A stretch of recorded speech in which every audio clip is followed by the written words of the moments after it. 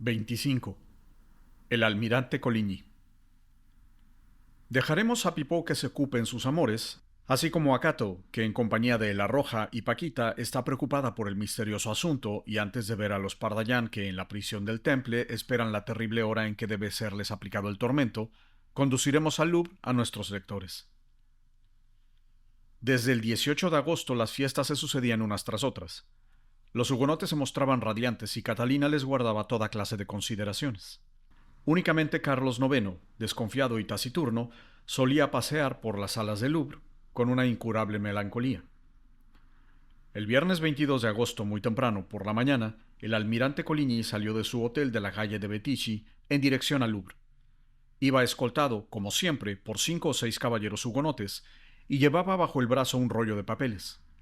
Era el plan definitivo de la campaña que se iba a emprender contra los Países Bajos y cuyo mando supremo se le había confiado. El rey debía estudiar aquel plan con el almirante y dar la aprobación definitiva. El estado general de los gastos de la campaña estaba indicado con un detalle y una previsión que probaba la experiencia consumada del anciano jefe hugonote. La caballería estaba reducida en notables proporciones en beneficio de la artillería. Si fuera posible, repetía Coligny, no me llevaría más que cañones. Carlos IX acababa de levantarse cuando el almirante llegó a las habitaciones del rey, ya invadidas por multitud de cortesanos. Carlos IX estaba aquella mañana de muy buen humor, y en cuanto vio a Coligny, se acercó a él y lo estrechó entre sus brazos, diciendo: «Esta noche, padre mío, he soñado que me derrotabais». ¿Yo, señor? Sí, vos mismo. Pintóse la inquietud en los rostros de los hugonotes presentes mientras se regocijaban los católicos. Unos y otros presentían alguna de aquellas bromas a que tan aficionado era Carlos IX.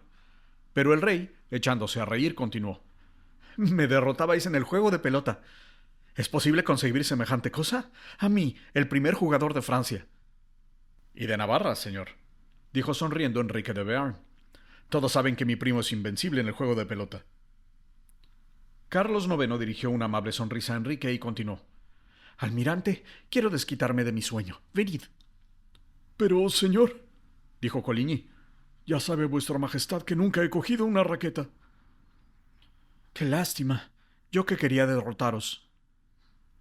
«Señor», dijo entonces Teligny, «si vuestra majestad lo permite, jugaré en lugar del señor almirante y en su nombre aceptaré el desafío». «Por Dios, caballero, que sois muy agradable y acepto con gran placer. Almirante, esta tarde hablaremos de cosas serias, porque ya veo por los papeles que lleváis que queréis hacerme trabajar. Ahora excusadme. Venid, señor de Teligny, y vos también, señor de Guisa». Y el rey, silbando un aire de caza, bajó al juego de pelota seguido por sus cortesanos.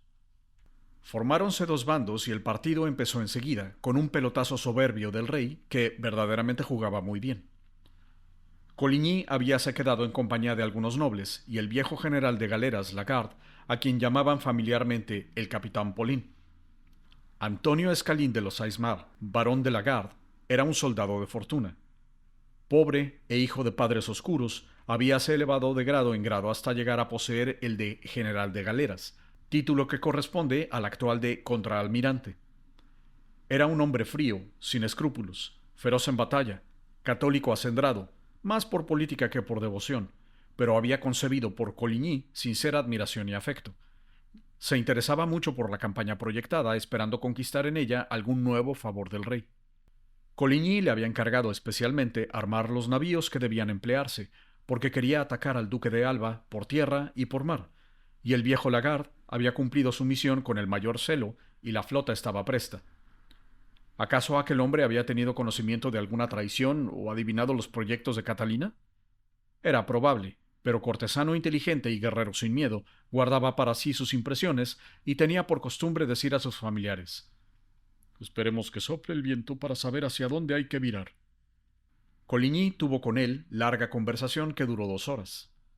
Ello pasaba en la misma antecámara del rey, junto al antepecho de una ventana hacia donde Lagarde había arrastrado un sillón, sobre el cual Coligny desenrolló sus planos. Acabaron por arrodillarse los dos al lado del mueble para examinar mejor el mapa que el almirante había extendido, y estaban de tal modo abstraídos en su estudio que no vieron a la reina Catalina de Médicis salir de las habitaciones del rey, atravesar la antecámara mientras era saludada a su paso por entre los nobles presentes, y hundirse en una galería lentamente, pálida y glacial como un espectro.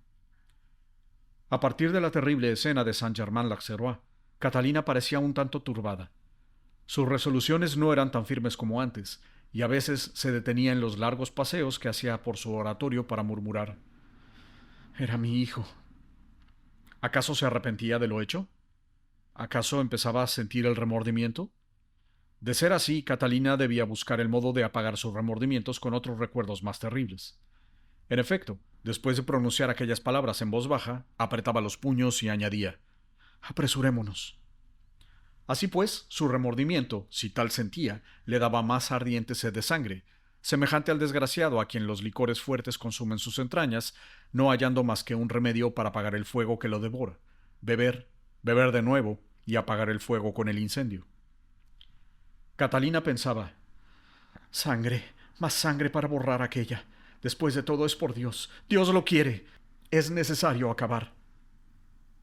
Aquella mañana estaba más sombría que nunca, así que se vio sola, desapareció la sonrisa que fingía ante la corte, y al pasar por la antecámara dirigió una oblicua mirada a Coligny. Al extremo de la galera, y cuando iba a entrar en su oratorio, vio un hombre que la esperaba. Era Maurebert, que se inclinó como para saludarla, murmurando: «Espero vuestras últimas órdenes, señora». Catalina miró al extremo de la galería, a la antecámara, y vio a Coligny que se levantaba y enrollaba sus papeles hablando vivamente con Lagarde. Entonces dijo a Maurebert: «Adelante». El espadachín se inclinó más profundamente, pues tenía algo que decir. Pensaba en la recomendación que le hiciera el duque de Guisa de herir pero no matar a Coligny. Maurebert quería conservar el favor del duque sin desobedecer a la reina, y dejando aparte la ficción de que era un amigo el que debía disparar sobre el mariscal, dijo: «¿Y si no doy en el blanco, señora?». «Pues bien», dijo la reina tranquilamente, «es necesario insistir».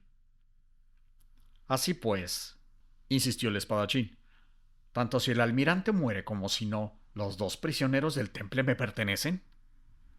«Sí, con la condición de que yo asistiré al interrogatorio». Entonces Catalina entró en sus habitaciones y algunos minutos más tarde Maurebert salió del Louvre. Ante la ventana de la antecámara, el viejo Lagarde decía en aquel momento: «Señor almirante, si queréis creerme, apresurad los últimos preparativos. He guerreado contra vos en Jarnac y en Moncontour, e hice lo que pude. Estoy al servicio de la Iglesia romana y vos al de una congregación enemiga de la mía, pero tengo para vos el afecto que se debe a un jefe ilustre. Permitid que insista. Sería necesario que dentro de un mes, cuando más, estuvierais en campaña». «Dentro de un mes, mi querido varón. De si dentro de 10 días estaréis en lo cierto». «Ah, tanto mejor», dijo el viejo Lagarde con un suspiro de alivio. Los dos jefes estrecharon la mano, y Lagarde bajó al juego de pelota para cumplimentar al rey, cuyos gritos de alegría se oían a cada pelotazo bueno que daba. Coligny, tras haber enrollado sus papeles, se los puso bajo el brazo y, haciendo seña a sus amigos, bajó a su vez y salió del Louvre, contestando con una sonrisa a los saludos respetuosos y con alegre gesto a los centinelas del puente levadizo que le rendían honores. Maurebert, sin apresurarse, llegó al claustro de Saint-Germain-l'Auxerrois y penetró en una casita cuyas ventanas de la planta baja estaban enrejadas. Allí vivía el canónigo Villemur, el cual desde hacía 3 días abandonó ostensiblemente la casa para ir, según dijo, a la de una parienta que habitaba en Picardía. La casa pasaba, pues, por deshabitada, y el canónigo había despedido por un mes a su criado. Maurebert entró en ella por una puertecilla que desde dentro abrió una mano misteriosa, y llegó muy pronto al comedor que estaba en la planta baja. «Es la ocasión oportuna», dijo al hombre que le había abierto, que no era otro que el canónigo Villemur. «Ya lo sabía», dijo éste. «Venid». Maurebert siguió a su huésped, que le hizo atravesar 3 piezas y lo introdujo por fin en un patio que daba a la parte posterior de la casa, rodeado de muros bastante elevados y una puerta que permitía la salida. Villemur la abrió y mostró a Maurebert un camino desierto que iba a parar al Sena.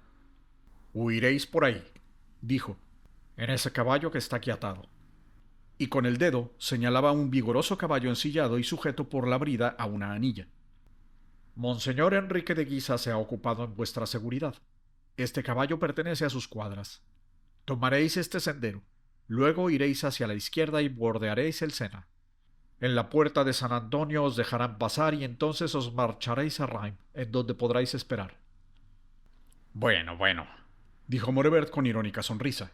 ¿Creéis necesario el que huya? Creo que en ello va vuestra cabeza, dijo el canónigo con sinceridad. Bueno, pues huiré, contestó Morevert, decidido, sin embargo, a no hacerlo.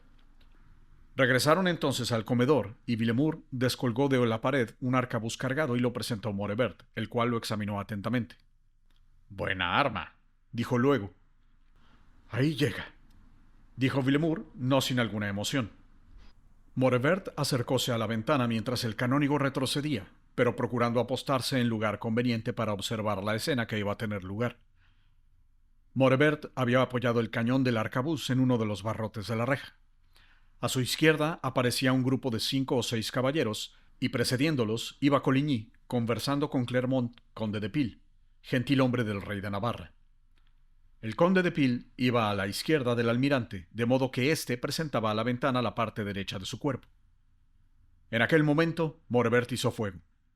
Hubo en el claustro de Saint-Germain-l'Auxerrois un segundo de estupefacción. Coligny agitaba la mano derecha hacia la ventana. Aquella mano estaba ensangrentada, pues la bala le había llevado el dedo índice. ¡Asesino! Exclamaron los caballeros hugonotes precipitándose hacia Coligny. En el mismo instante se oyó otro disparo, y aquella vez el almirante resultó con el hombro izquierdo atravesado. Entonces resonaron gritos en el claustro, y las gentes empezaron a hacer corro, pero en cuanto supieron que el almirante Coligny había sido herido, retrocedieron enseguida profiriendo amenazas contra los hugonotes. Después de su primer disparo, Morevert había dejado el arma diciendo: «Torpe de mí, no lo he tocado». «Volved», dijo Villemur. «¿Con qué?», preguntó irónicamente Morevert. El canónigo entonces le presentó otro arcabuz cargado, y Morevert, sin emoción aparente, apuntó con cuidado y lo disparó. Entonces el almirante cayó. «Está muerto», dijo el canónigo. «Creo que sí», contestó el asesino. «Huid». «¿Y vos?» «Huid por Nuestra Señora». Morevert obedeció sin apresurarse, a pesar de que en el mismo instante resonaron furiosos golpes en la puerta. Llegó al patio, desató el caballo, montó y se alejó al trote. Entonces el canónigo descendió rápidamente a la bodega de la casa, levantó una trampa, se hundió en un corredor y, subiendo luego una escalera de piedra, llegó a la sacristía de Saint-Germain-l'Auxerrois, en donde estaban reunidos algunos sacerdotes. Entre ellos reconoció enseguida al obispo Sorbán de Sainte-Foy, al cual hizo una seña. Entonces el obispo levantó los brazos al cielo, y todos penetraron en la iglesia, en donde, después de haberse arrodillado, entonaron un Te Deum. En el claustro reinaba terrible confusión. Los caballeros hugonotes habíanse precipitado contra la ventana, pero la reja era sólida. Entonces, mientras unos trataban de hundir la puerta, otros, espada en mano, rodearon nuevamente a Coligny como para hacer frente a un nuevo ataque. «Avisad al rey», dijo tranquilamente Coligny. Uno de los caballeros, el barón de Pont, echó a correr hacia el Louvre atravesando los grupos silenciosos y hostiles. «¡Bien hecho!», gritó una mujer. Entretanto, ayudado de sus amigos, Coligny habíase incorporado, pero no podía tenerse en pie, y parecía estar a punto de desmayarse. «¡Una silla!», gritó el conde de Pile. «¡Por Dios, una silla, un sillón, cualquier cosa!». Las gentes oían tales palabras con aire burlón y nadie se movió. Los hugonotes miráronse atónitos, sintiendo que la ira se apoderaba de ellos. Entonces 2 caballeros unieron sus manos formando una especie de silla en la que sentaron al herido, que pasó los brazos por el cuello de los que lo transportaban. El resto de los hugonotes rodearon aquel grupo en silencio y espada en mano. Los que trataron de hundir la puerta fueron a reunirse al cortejo que se puso en marcha. Cuando estuvieron a cierta distancia, la multitud se desbandó riendo, aplaudiendo y gritando: «¡Mueran los hugonotes!». «Tened calma», decía Coligny, que no se había desvanecido. Pero sus amigos no lo escuchaban. El conde de Pile lloraba más bien de rabia que de dolor, mientras los otros gritaban: «¡Han matado al almirante! ¡Han matado a nuestro padre! ¡Venganza!». A cada paso hallaban hugonotes que se reunían al cortejo y, viendo al almirante malherido, desenvainaban su espada gritando: «¡Venganza!». Al llegar a la calle de Bettichy, eran 200 agitando sus espadas, llorando y amenazando a los grupos del pueblo que los miraba pasar. La nueva del atentado cundió con inaudita rapidez. En menos de una hora reinó en París gran efervescencia.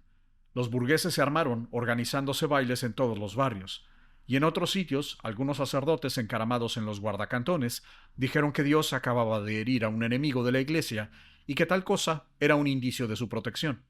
El pueblo los aclamaba y los llevaba en triunfo gritando al mismo tiempo: ¡Viva la misa! En el hotel de Bettichy y en las cercanías habíanse reunido más de 1000 hugonotes, no dudando que intentarían matar al almirante y decididos a defenderlo tanto como les fuera posible. Aquella multitud de hidalgos exasperados llenaba el patio del palacio y, refluyendo por las puertas abiertas, ocupaba toda la calle. Así transcurrieron 2 horas entre gritos, exclamaciones y rumores entrecortados por algunos silencios. No obstante, la calma se restableció paulatinamente y las espadas volvieron a las vainas en cuanto cundió el rumor de que el asesino del almirante era un vulgar malhechor y no un criminal pagado por el canónigo Villemur, como de pronto se figuraba la gente, y la calma se convirtió en tranquilidad al saberse que las heridas que el almirante recibiera no eran mortales. A pesar de aquella calma y tranquilidad, buen número de hugonotes alquilaron en el acto todos los locales vacíos de la calle de Bettichy para estar dispuestos noche y día a socorrer a su jefe. Hacia las 2 hubo un remolino entre la multitud que continuaba estacionada en la calle, a cuyo extremo acababa de aparecer una litera, precedida y seguida por media compañía de arcabuceros.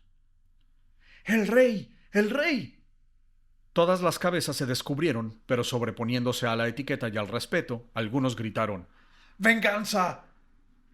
La litera se detuvo un instante antes de entrar en el palacio, y entonces las gentes pudieron ver que en ella iban el rey, Catalina y el duque de Anjou.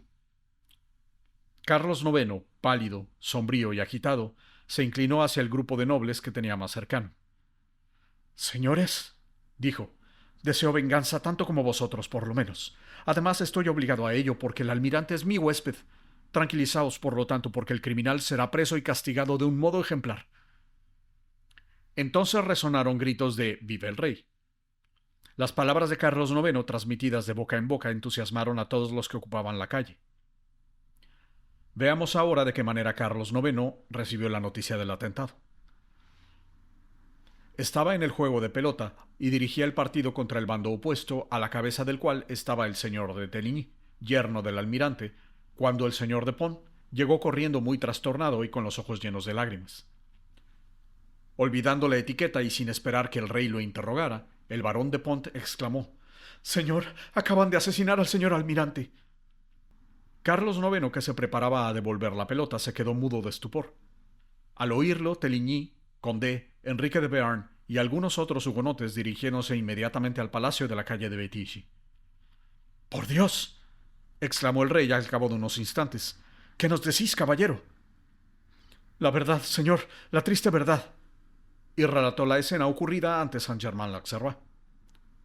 Carlos arrojó con furia la raqueta al suelo.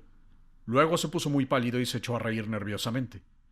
Los cortesanos que lo rodeaban pusiéronse a temblar, porque aquellas extrañas carcajadas significaban siempre en el rey una próxima crisis de su mal, o por lo menos de un acceso de cólera. Aquella vez no se presentó el ataque, pero sí se desencadenó el furor del soberano. «¡Esto ya es demasiado!», gritó. «No pasa un día sin que se mate a alguien. Ah, señores parisienses, queréis hacer lo que os dé la gana, y yo, que soy el rey, quiero que se cumpla mi voluntad. He aquí que me matan ahora los jefes del ejército. Por Dios, haré un escarmiento tal que los partidarios de la misa y de Guisa no tendrán más ganas de comer carne de hugonote». Se detuvo entonces, temiendo haber dicho demasiado, recordando las advertencias de su madre, y regresó precipitadamente al Louvre, ordenando: «Que vengan enseguida el señor de Virac y el señor gran preboste». Este último se hallaba en el Louvre y se presentó inmediatamente al rey, mientras iban en busca del canciller Virac. «Caballero», dijo Carlos IX al gran preboste, «os doy 3 días de tiempo para prender al asesino del señor almirante Coligny». «Pero, señor». «Ido, señor», vociferó el rey. «3 días, ¿lo oís? Y si no lo halláis, os consideraré cómplice y os procesaré». El gran preboste se retiró muy asustado. El canciller Virac llegó al cabo de 1 hora, durante la cual Carlos IX se paseó febrilmente por su gabinete. «Caballero», díjole el rey, «¿qué penas hemos dictado contra los burgueses que llevan armas?». Primero, una multa proporcionada a la riqueza del culpable, señor, y luego la prisión. Pues bien, caballero, quiero que hoy mismo publiquéis un edicto que os voy a dictar. El canciller inclinado esperaba, y por fin el rey dijo: todo portador de armas visibles como arcabuces, espadas, dagas, pistolas, ballestas, alabardas o picas será preso y sin formación de causa encarcelado en la Bastilla por 10 años, y sus bienes, si los tiene, serán confiscados. Todo el que lleve armas bajo la capa será conducido a las horcas patibularias de su jurisdicción y ahorcado 12 horas más tarde para que pueda hacer penitencia y reconciliarse con Dios si se halla en pecado mortal. Señor, dijo Virag, el edicto será publicado hoy mismo, pero ¿quiere vuestra majestad permitirme una observación? Decid, caballero. ¿Debe comprender el edicto a todos los parisienses sin excepción? Sí, caballero, excepción hecha de la nobleza. Muy bien, señor, pero debo hacer observar a vuestra majestad que desde hace algún tiempo no hay parisiense que salga a la calle sin armas. He aquí lo que prueba el respeto que merecen nuestros mandatos reales. ¿Y vos me lo decís con esa tranquilidad? Por Dios, que es necesario acabar con este estado de cosas. ¿Qué queréis decir? ¿Que será difícil detener a todos los parisienses? Pues los prenderemos a todos si es necesario. Carlos IX añadió con cruel sonrisa: además, no tengáis cuidado, señor caballero. Algunos ejemplos bastarán. 2 docenas de ahorcados inspirarán respeto a nuestro mandato. Ahora idos. Virag se inclinó y salió. Señores, dijo el rey volviéndose hacia sus cortesanos, quiero que se ponga buena cara a los hugonotes, y que si se desenvaina la espada, sea por nuestro servicio o en bien del reino y no para continuar guerras intestinas. Quiero que todo el mundo sepa que los hugonotes son amigos nuestros. Luego el rey hizo una seña, y los cortesanos se apresuraron a salir. En cuanto se quedó solo, Carlos IX se sentó en un sillón, diciéndose: así la peste devorara al que tiró sobre el almirante. He aquí la campaña diferida, y mi salvación está en esta guerra que arrastrará lejos del reino a todos los hugonotes de Francia y de Navarra. En cuanto se vayan a guerrear a los Países Bajos, mi tranquilidad estará asegurada, y si acaso Coligny me hace traición, como mi madre asegura, el mejor medio de desembarazarme de él y de sus acólitos es mandarlos lejos del reino.